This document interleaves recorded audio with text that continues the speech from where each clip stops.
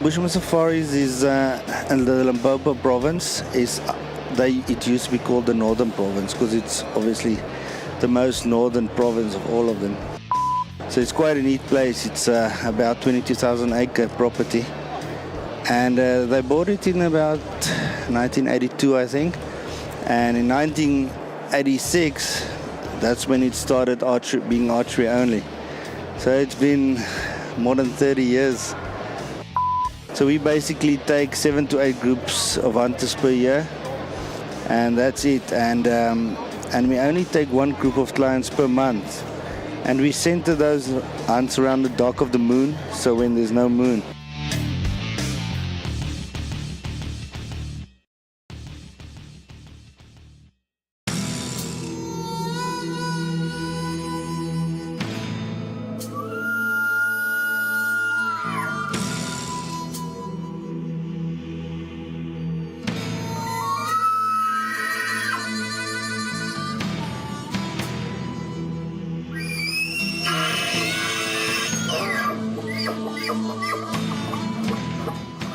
Welcome to the RNA Outdoors podcast, fueled by Ripcord Arrow Rest and First Light Hunting Apparel.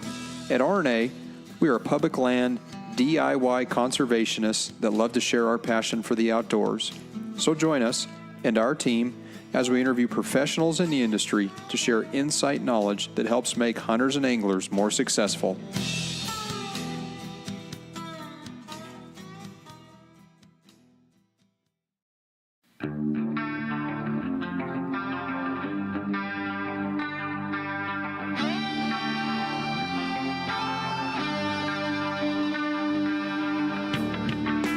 Hey listeners, subscribers, and fellow outdoorsmen and women. This is your host, Lucas Paw, and I'm excited to tell you about some of the sponsors that continue to help make this podcast not only happen, but grow and thrive in this digital world of audio content. This podcast is brought to you by Ripcord Arrow Rest, the bow hunter's #1 fall-away rest on the market.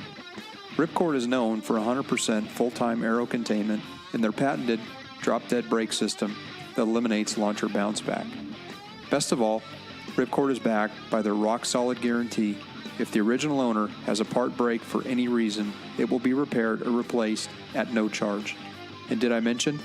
Ripcord is located in southwest Montana, where all their products are made with pride in America. Check them out at ripcordarrowrest.com and on their social media feeds. This podcast is brought to you by First Light Clothing and Hunting Apparel. Born in the Rockies in central Idaho, First Light's mission is to create simple, yet proven, versatile gear that provides comfort and performance in any situation while working to promote the pursuit of ethical hunting and stewardship. I recently joined the First Light Pro Staff team and have continued to be impressed year after year in their innovations in engineering of merino wool fabrics. 10 years ago, they started putting out wool fabrics with camo patterns, and immediately this changed the game. Since then, they offer multiple layering systems and kits in various proprietary patterns and continue to raise the bar with their competition. Find them online at firstlight.com or under their social media feeds. Go farther, stay longer.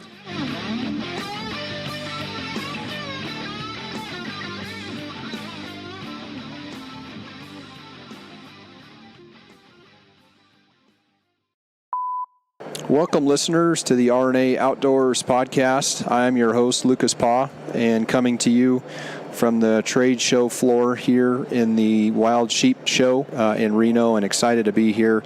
It's always neat to come back and catch up with old friends and talk about, a species of animal in North America that's very sacred, and think about all the efforts that go into keeping wild sheep, the ability for us to hunt them. So this is a great show. Excited to be here, day 2, and excited to open up this morning when catching up with Bushmen Safaris. So Bushmen Safaris is an interesting outfit in the fact that they offer archery-only safaris over in South Africa. So kind of interesting. It's not your traditional safari that you would see at most of the shows. So I thought it was interesting to sit down and talk to them today. So I'm here with Shannon, who really runs the operation over in South Africa. and fortunate to catch a little time here at the show to talk to him. So anyway, Shannon, welcome to the show. Thanks, Lucas. Thank you for coming to our booth and taking time to talk to me today. Yeah, absolutely. So, Shannon, maybe just for the listeners, just maybe give a little bit of background, maybe about you, and then maybe talk a little bit about the history of Bushman Safari.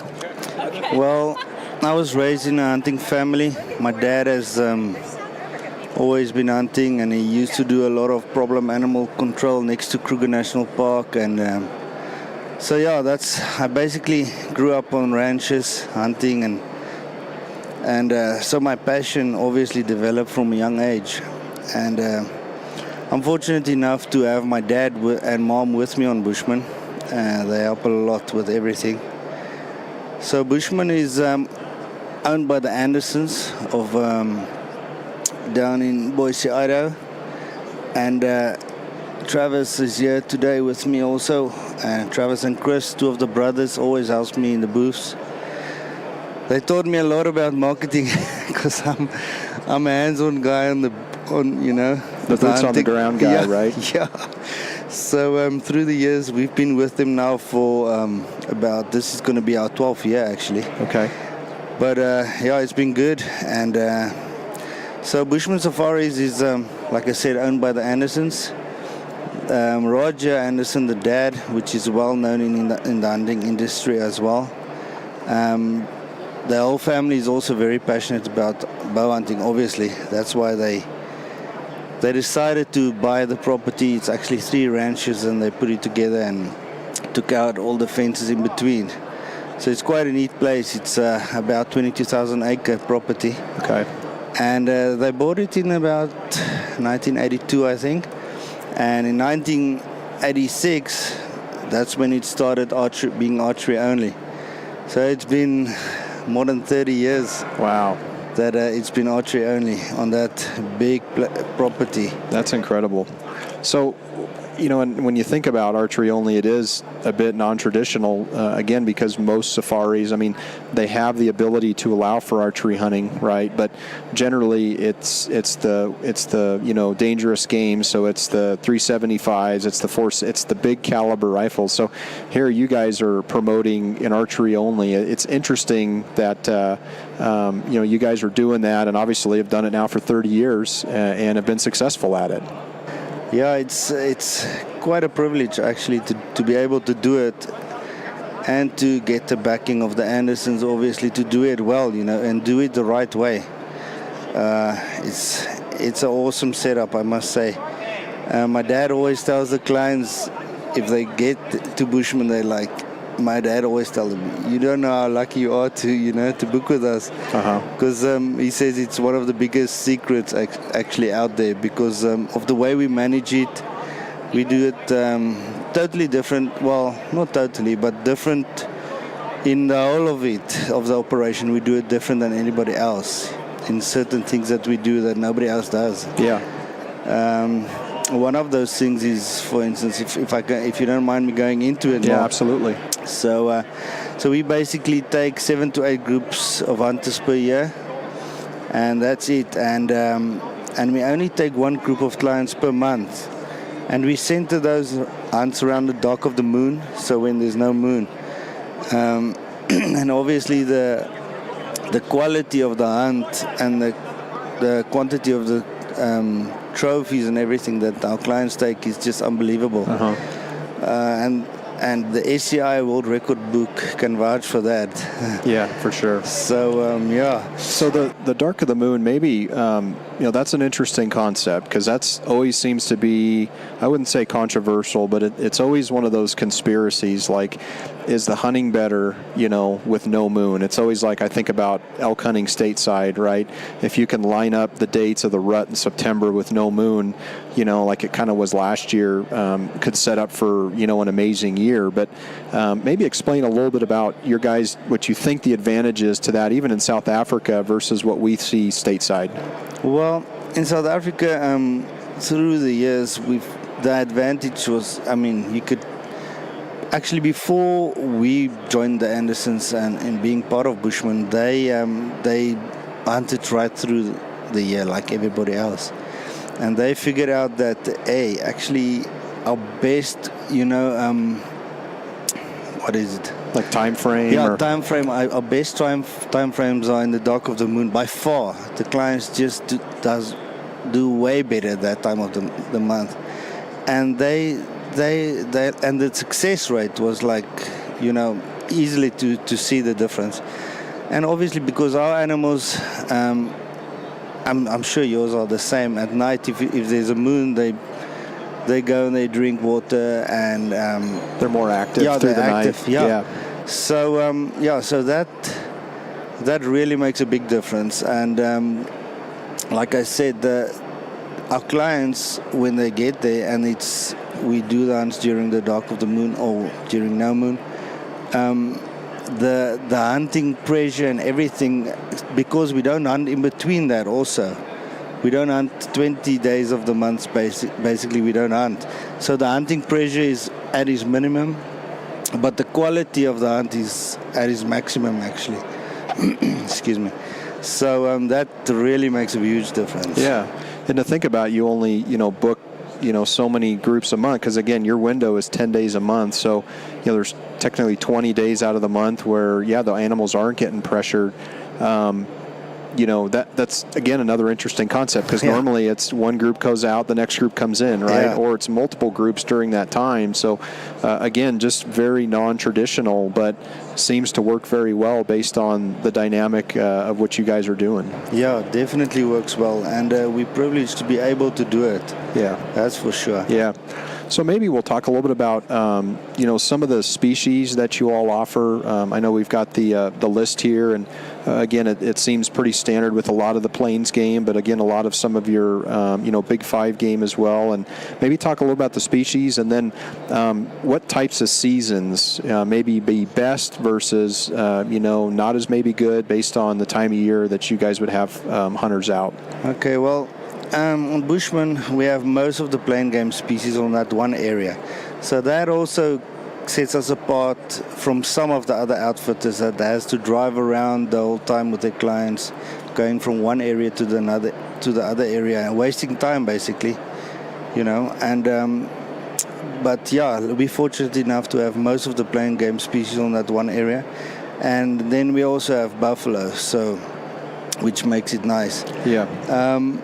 Our species differ from in between the giraffes down to steenbok, and everything in between almost. I mean, there's certain ones, obviously, it's impossible to have all of them because that's not their habitat. Even though we have introduced in the past some animals that wasn't there, before, or naturally wasn't in the area. So so we have more than 20 animal species basically to hunt on Bushmen, which makes it nice. Yeah, there's a wide variety of species. So when hunters come out, they may have their focus target one animal, but there's obviously more that you guys can fit in there in 10 days. So. Yeah, definitely. And the amount of animals and species that they see at a blind in a day, it's unbelievable. The guys can't believe it. So speaking that, I guess talking maybe a little about the experience. So maybe you could explain a little bit about, if an archery hunter was to come over to your concession, what would they be expecting? Would it be in a blind? Would it be spot and stock? Would it be out of a tree stand? What could someone expect? Well, we like to not limit the guys, so because we know there's some guys that's hardcore walk and stalk hunters. So we accommodate them, obviously, also if they want to, we do it, but mainly our clients hunt out of blinds. We have top-notch blinds that people can go on our webpage and go and have a look. Our blinds are amazing.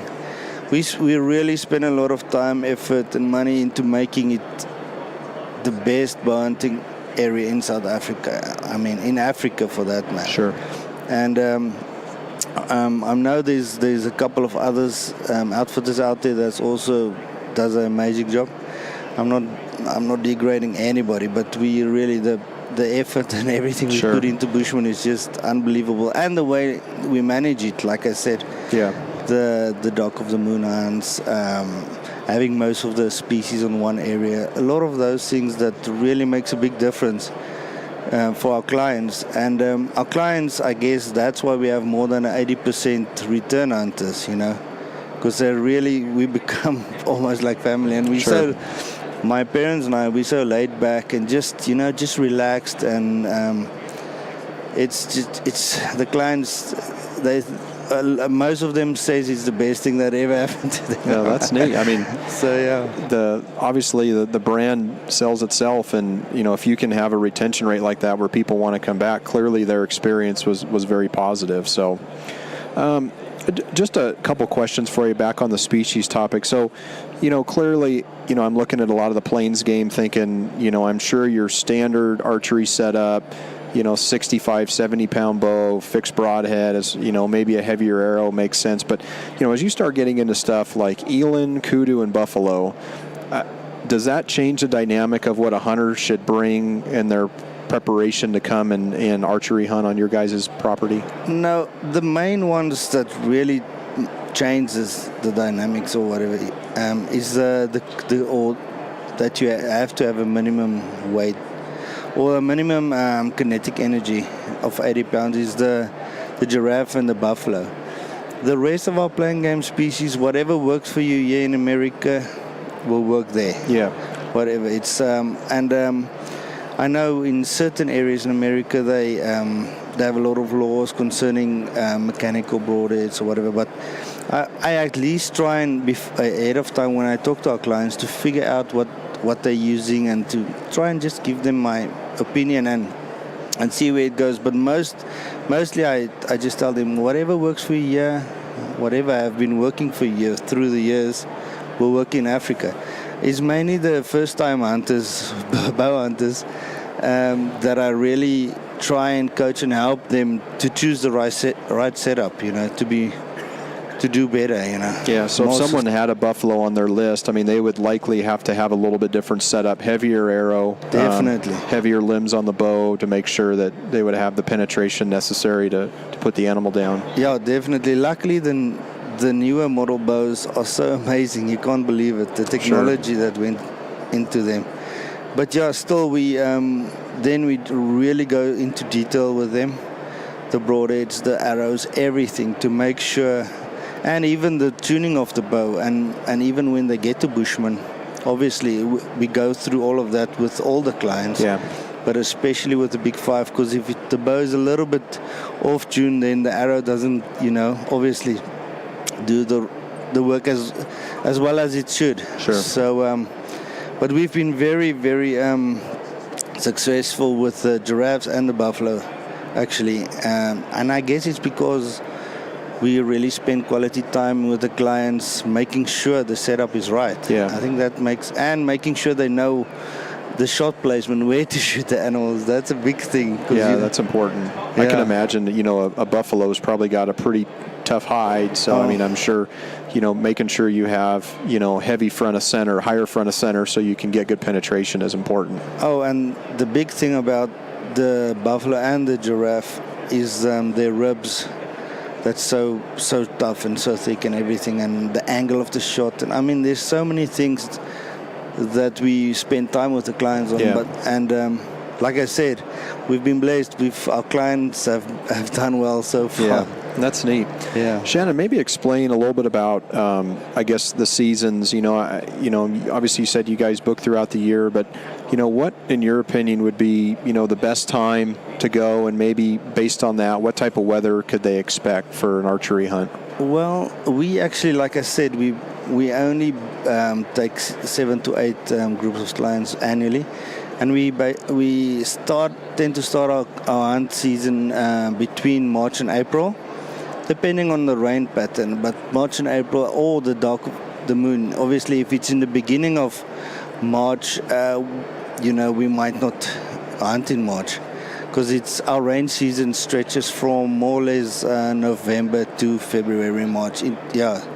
So, and that's also the season where our animals get babies, and So we hunt in between March, April, and September and October. Those are the months we tend to hunt in. It's hard to say which ones are better than others because the way we manage Bushmen, all of the months are really amazing. But I must say, I always ask the clients whether if they bring their wives with, for instance, or if they don't like bugs so much, then they come in the mid-winters, which is June, July.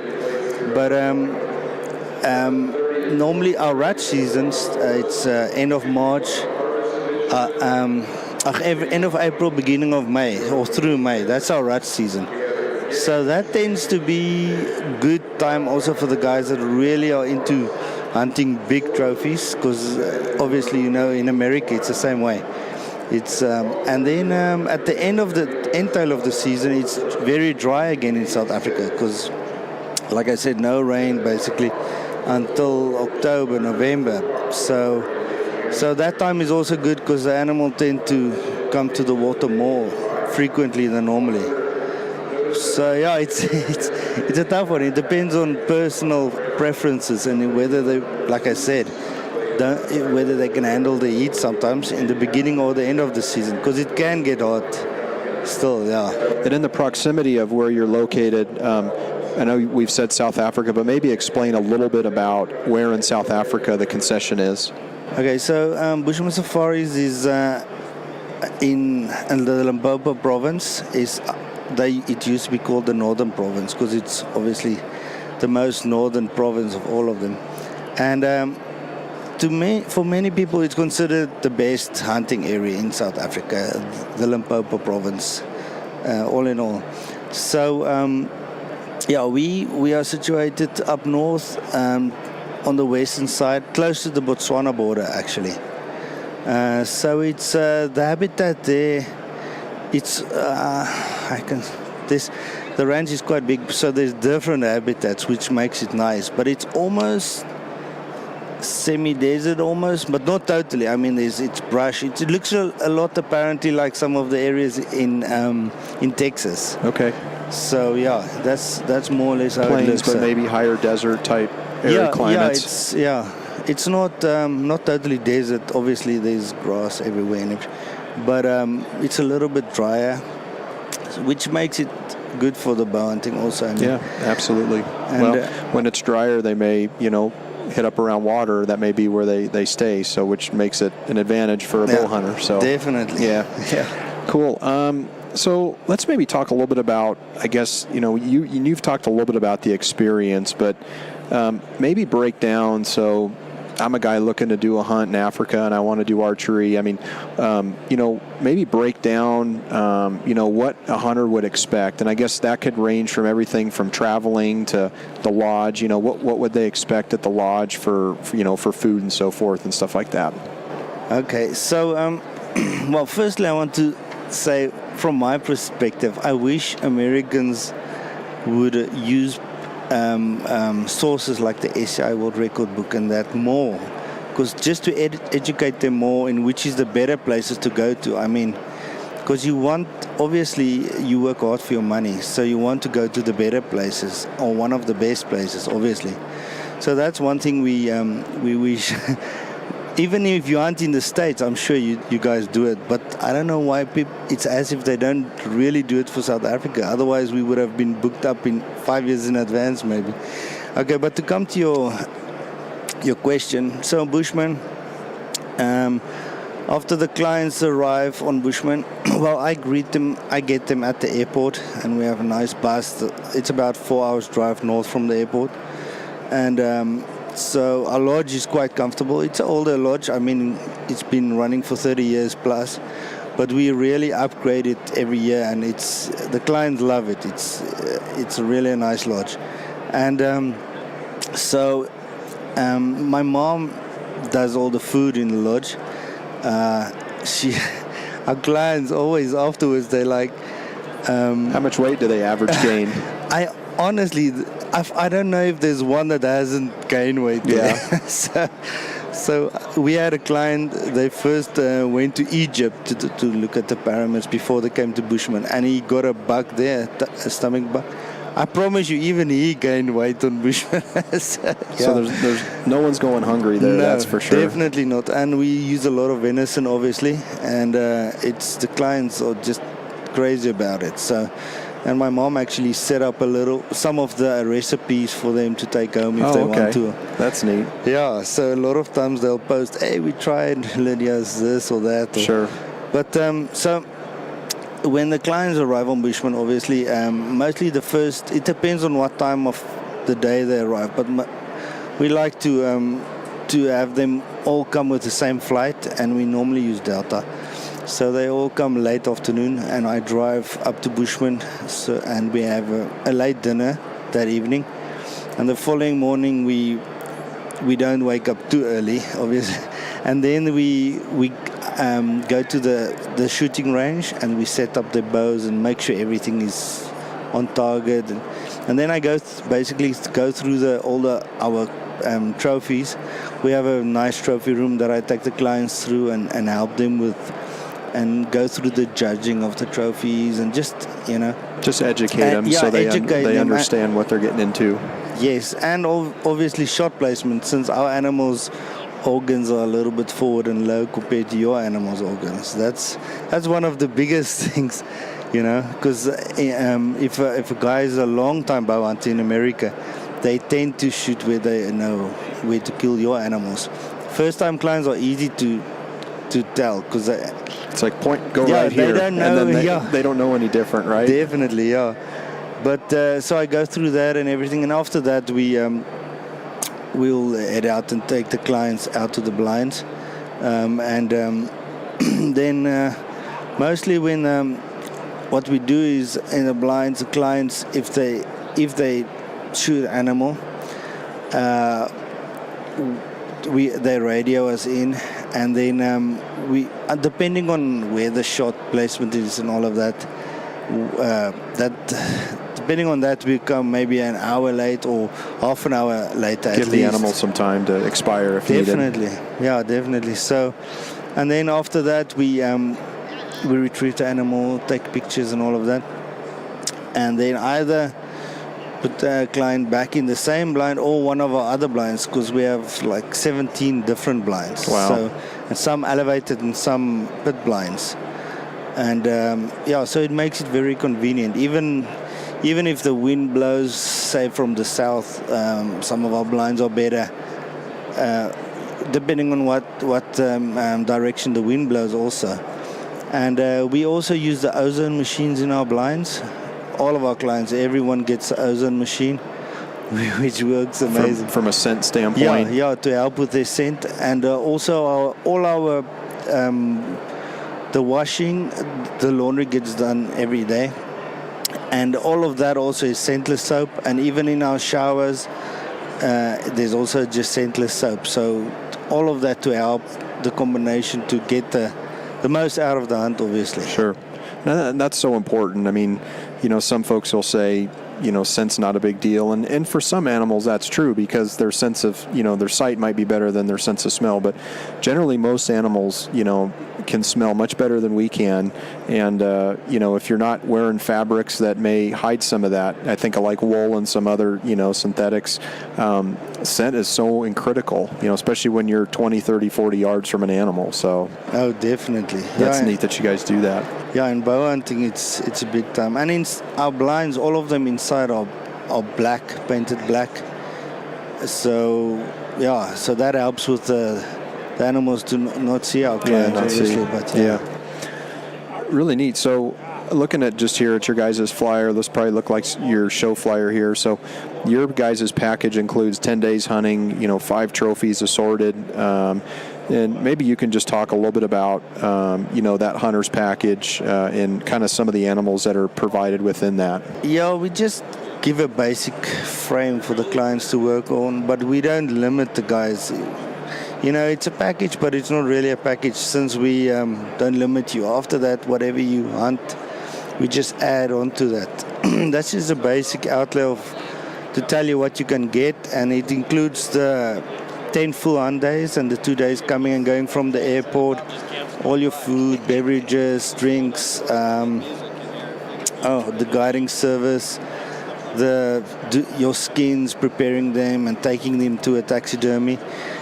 And so it includes all of those things. And then, like I said, on top of that amount, you just add whatever you want to take on top of that. So. Yeah. So you've got like a Gemsbok, Warthog, Blue Wildebeest, Blesbuck, and Impala, as kind of that standard package. And then, as a hunter wants to shoot a kudu or a Inyala or eland, obviously those are all fair game if that's something that they want to harvest and comes into, within, lethal distance of their bow. So. Yeah, definitely. And our average shots are about, I'd say, between 20 and 25 to 30 yard shots. So it's quite easily doable.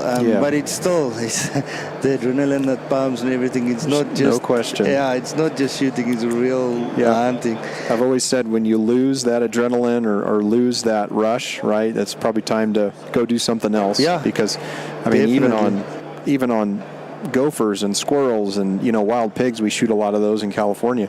You still get the same rush that you would holding back on a 6-point bull elk. So that's awesome. Yeah. Shannon, maybe talk a little bit about after the animal's harvested. You talked about some of the preparation, but in terms of like the trophies and the shipment and the taxidermy, what would a hunter expect? If they took some game animals and they wanted to do taxidermy, kind of how's that process work and the timing for that? Well, what we do is we, like I said, we do everything we can to make it as relaxing for the client and enjoyable as possible. So we don't limit them on taxidermy work and stuff like that. We don't tell them or force them to use our taxidermy, even though they're one of the best in South Africa and we've used them more than 20 years. But we work with 3 different taxidermies as a company, and of which one of them are here actually, the Wildlife Gallery. Okay. But we tell our clients it's their choice. We give them the opportunity to see what our taxidermists offer, and then they can either do it through them and then they do all the shipping and everything for them, or they can do it on stateside and our taxidermists just do the dipping and shipping, not the mounting itself. So they can use their own taxidermists here. But it's all their choice. And money-wise, if a client wants to know more or less what it will cost, I always, like I told you before the beginning of the podcast, I'm a more hands-on ground kind of guy. So we always, we can always get our taxidermy to quote them, or get Danny, our stateside office manager, which does an awesome job.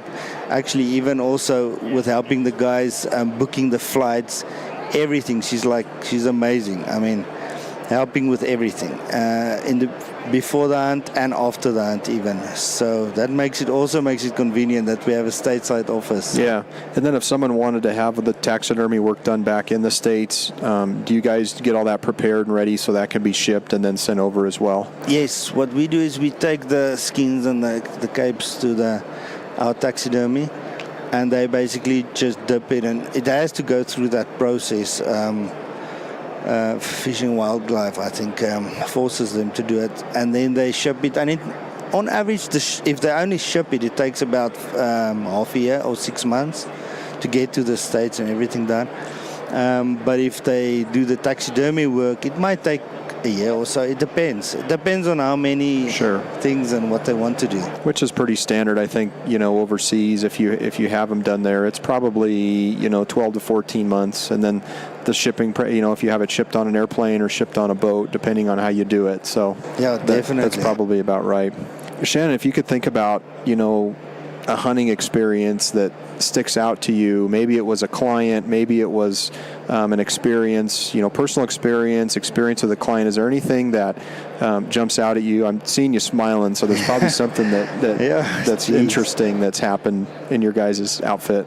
I tell you what, through the years, there were certain times that I got more excited maybe than the client after harvesting his animal and a great trophy. But there's one time that really sticks out for me. We had an older gentleman, and the whole family came down to Bushmen, and They had an amazing hunt, but he really wanted to shoot. He's top of the list, and most guys, the kudu is number one on their list, and that was the same with him. So I took him, and when he got to shoot his kudu, and he shot a beautiful kudu, like a perfect bull. Afterwards, I promise you, I had to calm him down. I thought he's going to get a heart attack. I was like, please, sir, don't die on me. Because he could hardly breathe. He was like hyperventilating. But it was amazing. I mean, and then afterwards he started crying. Oh, that's neat. Yeah, so that I think stood out for me. Like, I mean, it happened so many times that the guys get excited. But that specific one, I don't think I'll ever forget it. And after that I was like, yeah, that's why we do this. And I think that's the essence of, why, I mean, you do it. I mean, you could easily be, a hunter and do this and be that guy behind, the release. But, sometimes the thrill of either your kids or, your family members or just your clients is enough for you to get satisfaction, out of success. Yeah, definitely. When I was younger, I was fortunate enough to be able to hunt a lot. But now I get more satisfaction in helping other people, actually. And I really enjoy it. Now and then I go but I like to hunt on other areas, not on Bushman itself. I don't know. I like guiding people on Bushman, but I like to go out and feel like the client at least, So it's good to have that experience too, right? Yeah. Because you still want to have that adrenaline rush. Yeah, definitely. Shannon, what other trade shows? I know you guys said you went to the ATA over in Indianapolis last week, and you're here in Reno for Wild Sheep. But what other trade shows do you all have planned for this circuit? Well, after this one, we'll be at the ACI show, January 31st to February the 3rd. So we'll be at the ACI show. Bushmen, the company itself, we've been with them 12 years, but they've been at the ACI show all the time. I mean, since the beginning. So, yeah. And then after that show, we'll do the Western Hunting Expo in Salt Lake City, which is maybe my favorite show. We have so many awesome clients in Salt Lake City. And then that's on the weekend after the ACI show, the 8th to the 11th of February. Then it's quite a long stretch up to our last show. In between that, we'll do different private shows with clients at their homes and so forth, and meet their friends and give meet and greets and stuff like that, and little presentations. But the last show is the Iowa Deer Classic. We haven't done that yet, so we're quite excited to do it this year. And that's the 2nd to the 4th of March. And then I'll be going home the 6th of March. By that time, I'll lose my color and everything. I'm like, I really miss the ranch when I'm not there. That's for sure. Yeah. Well, that's neat that you get to come out and shake hands with folks in the business, and also be here with the owners and talk about hunting, promote what you guys do, but I'm sure it's probably nice to get home too and be back to the family. So even though I love and I love what I do, and I'm blessed to be one of the few people that really loves what they do for a living. I do like coming here, even though I like my work there more. I also like coming here and seeing all clients. We like family now, basically. Some of them has been to Bushmen 8 times, Even I think there's one guy that has been there for 10 times already, and he shot everything over and over again. But he just loves it so much, and he can afford to come back, or to go back. But I also definitely enjoy meeting new friends, like even meeting you today. Stuff like that. Neat. Yeah, very neat. And hopefully I'll get to see you on Bushman one day, that's for sure. I think this could be something on my list. I'm going to get bit by the bug here in July, so I've got a trip planned. Yeah, you're going already. I've got a trip planned this year that I've actually been working on for about the last 4 years. So, depending on how that experience goes, I'm sure I'm going to get bit by the bug and want to come back. And I'm an archery guy, so this seems to kind of fit my profile for what I like to do. So. Oh yeah, definitely. And like you said, I think you have it right. Once you've been to Africa and hunted there, I mean, there's a lot of awesome places around the world to hunt, and I'm one of those guys that never tries to downgrade anything else, or any other outfitter. That's not my job. My job is to tell the people what we have and make it the best experience, the best we can offer them, Yeah. There's a lot of awesome places in the world, and even Travis and Chris, they hunt all over the world and really enjoy it. They always tell me, well, their hearts are in Africa, so nothing captures your heart like Africa. A lot of people say that. That's well said, yeah. Shannon, so if folks wanted to find Bushman Safaris, what would be, obviously, I'm sure, social media online, what would be the best way for someone to reach out and maybe get more information about your guys' outfit?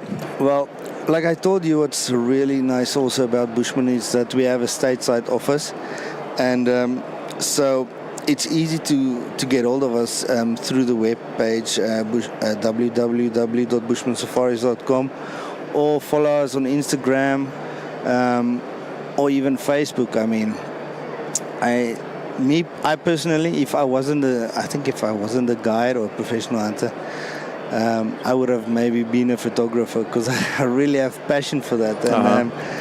And so if people follow us on Instagram or so, that then they can get a real feel to it, maybe even, and it might.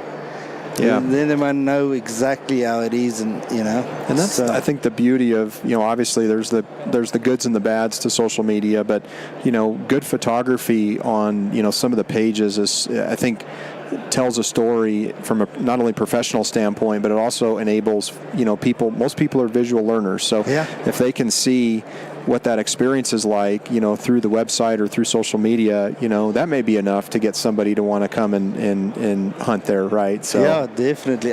Unfortunately, I can't offer them the smells of Africa, the soil and all of that, and but at least I can show them a little bit of it and share a little bit of my life with them, and it's awesome. I love it. And the other thing is, we even cater for guys. If some of our clients, after the hunt, they tend to bring their family, and we help them doing trips. There's so many things in South Africa to do. I mean, if you just Google things to do in South Africa or places to see, there's endless places to see and things to do there.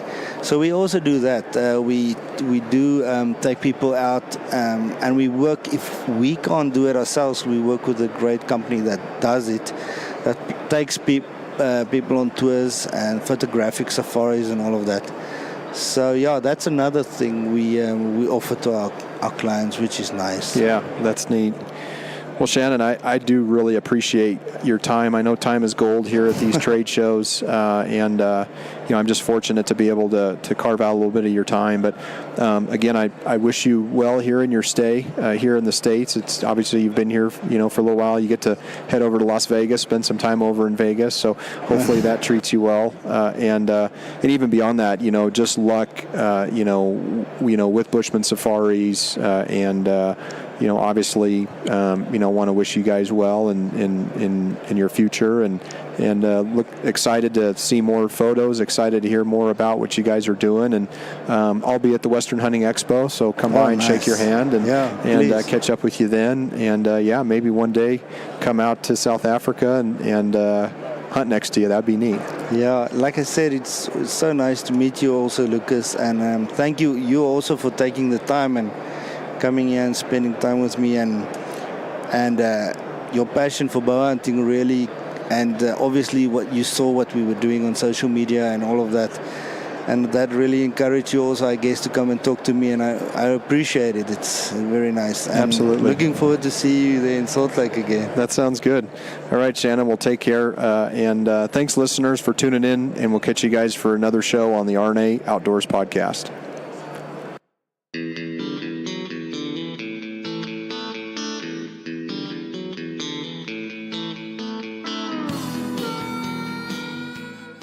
Hey everyone, this is Lucas Paw, host of the RNA Outdoors Podcast.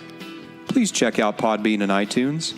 If you have an iPhone or iPad, go to the podcast app on your device, search for RNA Outdoors, and hit the purple subscribe button. When doing this, it will automatically upload when new podcasts are loaded, and they will download into your queue. For Android users, you can access the podcast through Podbean, Stitcher, or use our website, www.rnaoutdoors.com/podcast. In addition, under the RNA Outdoors podcast channel, please leave a review and a 5-star rating. These reviews help boost our popularity and outreach. You can also follow us on our social media outlets, Twitter at RNA Outdoors, Facebook, RNA Outdoors, and Instagram, Rod and Arrow Outdoors. All links are in the show notes as well. If you like what you've heard, we hope you'll pass along our channel to your friends and colleagues. Keep up the good fight. We cannot sit by and watch the public lands devoted to wildlife protection wither away. There's simply too much at stake. Make your voice heard, speak up, and get involved with conservation efforts, and know that every little bit helps. As we say on the mountain, go farther, stay longer.